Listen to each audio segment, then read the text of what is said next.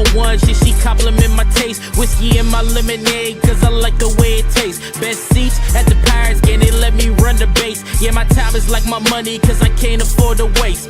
Wifey is a lawyer, take my date to my dates. Order steak by the plate, send in case after case. Run my race at my pace, clear the grass of the snakes. Just a couple of days off the Alex Stumpf show where we speculated off of a Brandon Lau trade. And ladies and gentlemen, we got him. Wait a second. I thought this was to announce the minor league signing of Giovanni Blanchard to the Blue Jays. Is this the wrong stream? Never mind. Sorry about that. Anywho, Brandon Lau, your newest second baseman, Jake Mangum, your newest outfielder, and Mason Montgomery, your newest relief arm with a ton of upside there. Stumpf, initial reaction. How's your day been so far? It's been a busy day. But yeah, as far as this trade goes, I see the appeal. I think they got a lot for Mike Burrows. Like we talked about it the last time, like I didn't really hear, that much buzz around, Mitch Keller and, would they pivot or anything. And I think this pretty definitively answers that, yeah, they would pivot. And yeah, they got a haul for Mike Burrows, who I really like. I really like his stuff, but there's going to be the pitcher variance. He's always had a Tommy John. I don't know if he's ever going to be like a 180 inning type of guy. And to get this type of haul is what you would hope the Pirates could do with some of their young starting pitching, if they were to dangle them out in the trade. So addressed a big area of need for the 2025 lineup, added some depth at a position of need in the outfield, and also got a lefty who throws 100. So not a bad trade. Scott, what about you? What do you think?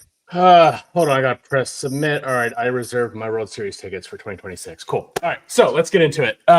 Sorry, I have to do all my bits to start this off. But anyways, I am very pleased. We saw a lot of rumors about Mike Burrows being, there's interest with the Houston Astros, but I didn't think Mike Burrows would be involved with Brandon Lau. But after this trade, they kind of killed multiple birds with one stone, if you will. Like Mike Burrows is a guy that they only gave up him, and they got back a reliever, an outfielder, and a middle infielder, one of the best second basemen in baseball. So, I think it's probably one of the best trades, if not the best trade on the surface that Ben has done in his tenure with the Pirates. Well, it's funny because we were just talking about the password trade and how that's what the first top 100 prospect that he's brought back in a deal. And we're like, this is probably the best trade, all things considered. And then you get two in one offseason. And I agree, man. Lau for $11.5 million after pivoting with Polanco, who gets $20 million per year with 114 WRC plus 785 OPS. His F4 at 1.7 would have tied Horwitz. And then you go to Mangum, which I just never thought about that name coming back in a deal like this. 27 stolen bases, F4 of 1.8, which would have led all of the position players.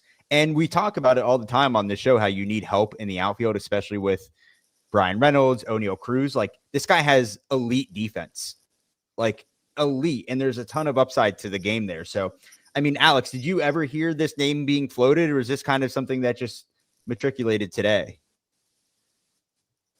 I'll be honest. Everything that I heard about Lau was just kind of like a 1-for-1 trade. And I kind of thought that, Burrs for Lau might have been kind of like the trade, which in my head, I'm like, that's probably a little steep, but they're desperate for hitting. To get a guy like Mangum, who I think has a very high floor.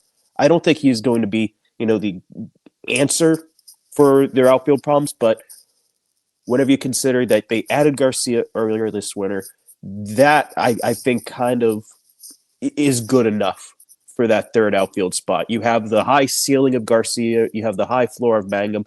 Mangum could be either your left fielder who's going to bat eighth, who's going to be a pesky at bat, isn't going to strike out a lot, going to provide you good base running, good defense, or he could be your fourth outfielder where he bounces between the three spots and, provides the same type of value. So I think adding him to this was a really important dynamic to this trade, just because it gives you some roster flexibility, and not saying that you can't continue to look at the outfield, and try to upgrade there further. But it's not as pressing as it was this time a day ago. I want to touch on Mangum real quick because, like, you put a tweet up or a comment up there about him and Griffin being BFFs. Well, we just heard today that he's pretty close with Connor Griffin, and they went to the same high school in Jackson, Mississippi. Could serve as a mentor, but I think he is a very underrated piece in this trade because this is a guy who was a stud at Mississippi State, and if you look at his baseball savant page, like, it's not sexy outside of, like, he doesn't whiff a ton, and his defense is elite. But outside of that, it's on the slugging side, it's all pretty blue, right? But I think this is a guy that you can't really go through the analytics with a fine-tooth comb because I think this is a guy that is going to become a fan favorite amongst Pirates fans because of the way he plays. He's gritty, he's a hard worker, and he's just going to get the job done one way or another. And it's something that's hard to quantify, and something that I think he could be a catalyst in this lineup. He's like Stumpf said, he provides a high floor. I'm really excited. I'm really, really excited for Mangum. And I also, I'm sure we'll get into Montgomery, but I'm excited for that upside as well.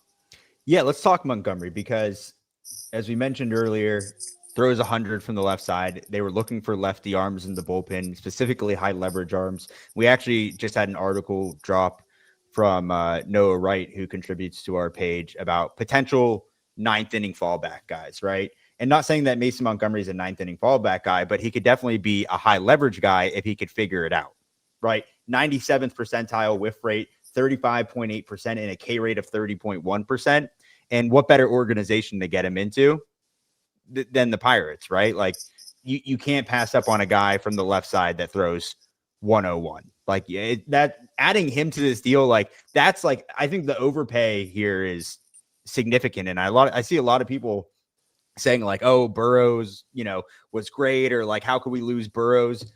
This team's better now than it would have been with just Burrows. Like, let's period, full stop right there. Like, we just added a ton of slug to this lineup, 31 more home runs than we would have had last year, and an elite defender who's going to take bases and get on base. So, like, I shouldn't see any complaints about this deal. I mean, I assume you guys agree with this. Yeah, I mean, we also saw the second. Go ahead, Stumpf. You go first. No. Go for it. Go for it. No, I was just going to say, just back to Mangum real quick. Like, we remember the second series of the seasons in Tampa, right? Like, he was like basically Tony Gwynn. Wasn't he like 8 for 12 against the Pirates? Oh, he killed us.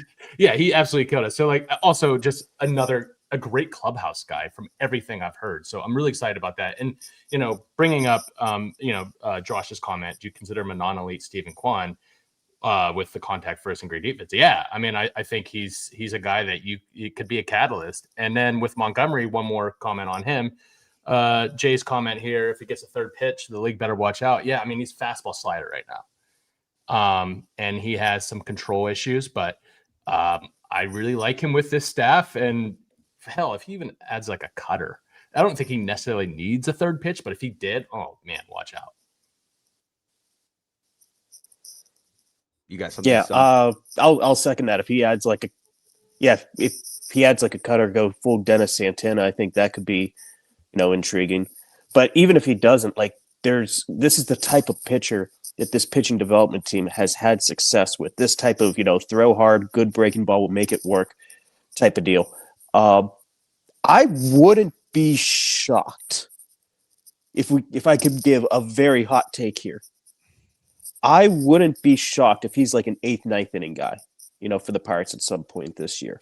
Now, that comes with a giant asterisk of it. It's just because of the stuff and the opportunity present with this bullpen that, like, I could see a path that something like that happens. Not saying it's going to happen, but if you ask me what the ceiling is here, the ceiling is a Tony Watson type. So we're gonna see how that develops. And just one more on Mike Burrows, since Adam brought up how it was an overpay. I really like Mike Burrows. I've been high on the Mike Burrows train ever since he was, a teenager, in talking to him in the COVID year. There was no guarantee he was going to be part of this opening day rotation, even if Jared Jones is not isn't ready for opening day. So to get this much for someone who is a effectively maybe your number 6 starter is a hell of a haul. And it's, like I said earlier, it's what the Pirates should be exploring to do with some of this young pitching to improve this offense. Well, let's pivot off of, kind of piggyback off of the pitching, something that we talked about a lot on our last show earlier this week. I guess it came out, yesterday? We talked about Mitch Keller potentially not getting traded, right? The talk has died down, and maybe the return for him hasn't been what they expected or what they think they could get.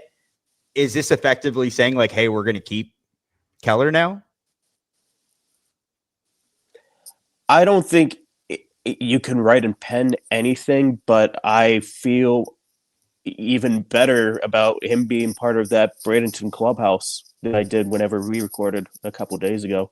I mean, I don't know how they can trade any more starting pitching without adding starting pitching in return. Like they might, if I was Ben, I would add, a veteran 4 or 5 starter, just to add some depth to the mix.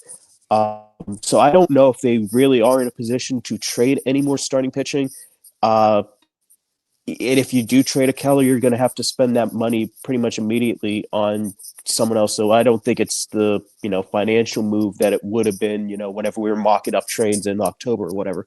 So I don't want to say definitively, yes, 100% Mitch Keller's coming back, but I think the fact that they have traded 2 starting pitchers and he's still here kind of indicates that, yeah, he's kind of just what I heard at the winter meetings, that the Pirates value him more than other teams would value him in a potential trade.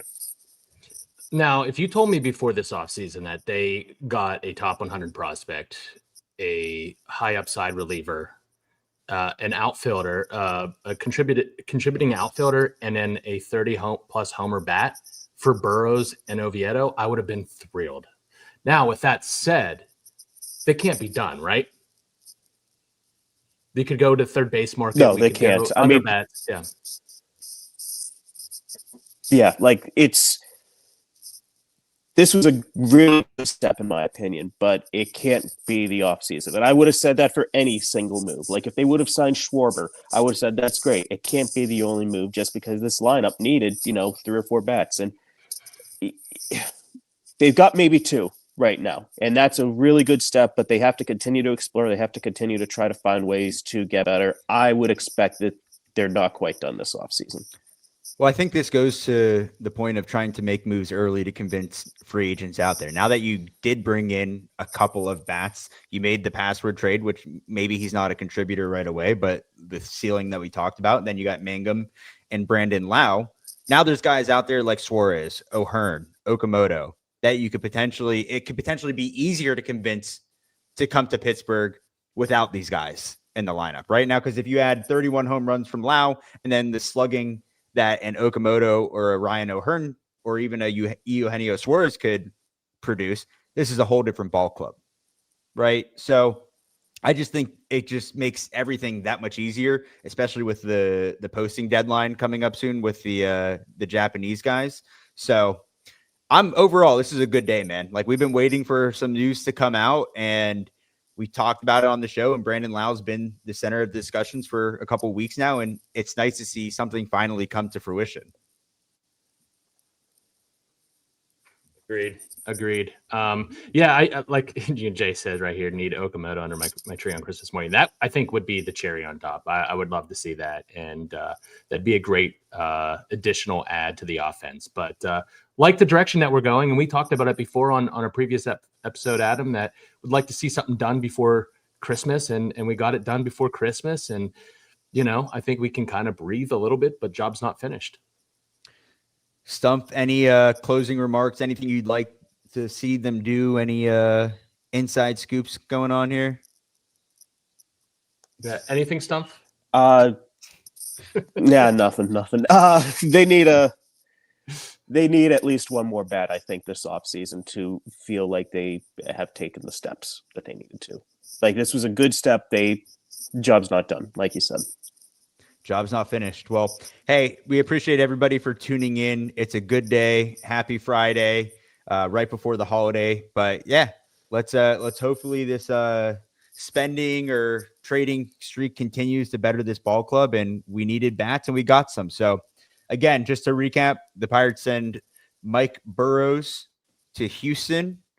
The Rays send the Houston sends the Rays 2 prospects, and then the Rays send Brandon Lau, Jake Mangum, and Mason Montgomery to your Pittsburgh Pirates. So appreciate everybody for tuning in. Make sure you like the video, hit subscribe for the Alex Stumpf Show every other week and weekly episodes here. Make sure you go to all social media, like everything, follow, leave a comment, and we will see you next time.